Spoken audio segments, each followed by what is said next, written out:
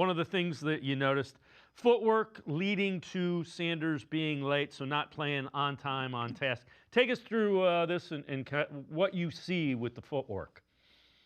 Well, you're going to see in this one right here. So you're going to see this play right here. This is what everybody talks about, the miss to Judy.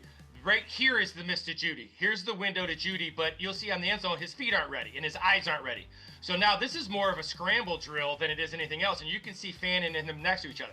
So as you take it here, this drop should be 3 to 5 steps straight back. It's on an angle, and you'll see where his head's at when the window opens. Now when he gets to it, it's closed, and then that's still a good route by Judy adjusting, but that's almost a sight adjust.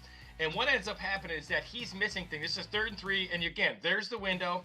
And if you match this up, same play from the side and from the end zone, his feet are right, and then he misses a check down up top. So again, these are learning moments. But if you look at the drop, this is what kills him, the footwork. And that footwork led to his head being wrong, which led to his eyes being wrong, and then he wasn't ready to throw. But this throw is a good second late, and it should be on the hash. Right off this break, right when Fannin clears, right there is where the ball should be between the hashes. And he's late with it. And I heard Jay Gruden earlier this week say those are learning moments for a young quarterback. What most people don't understand is that the feet, if they don't marry with the route, you're late.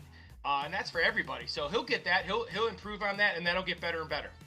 So, Lance, when you're talking about footwork with a quarterback, some guys tend to bounce a little bit, and that enables them to reset. How do you do that? What is the thought process between his feet weren't aligned? It looked like he had a guy that was covered, and he didn't adjust to his next progression quick enough. Well, those are, first thing is he's learning to get to second, third progressions because he didn't do that a lot of Colorado. He could definitely do that.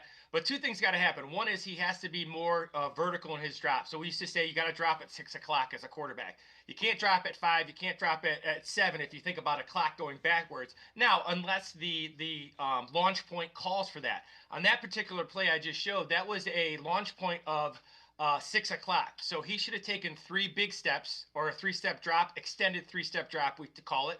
Or he should have taken a quick 5-step drop, but straight back. He actually took a 7 to 9-step drop and kind of angled, and it just throws you all off balance. Now, going back to the feet, your feet have to be active. They can't be happy.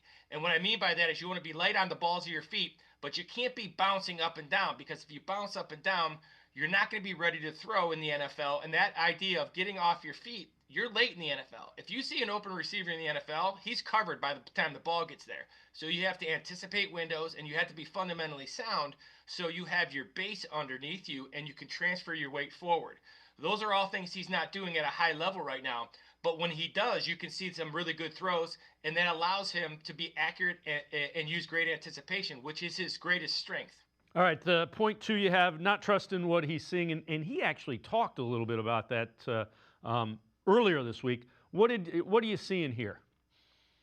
Wait, a couple big misses down the field, a couple big chunk plays. So you're going to see here, Judy's going to come open on this in the settle route right by the numbers. You're going to see there's Judy, and then you're going to see this wide window. And he's got to trust that swing route out to the side is going to stretch that flat defender more. He doesn't trust it, and he doesn't see it.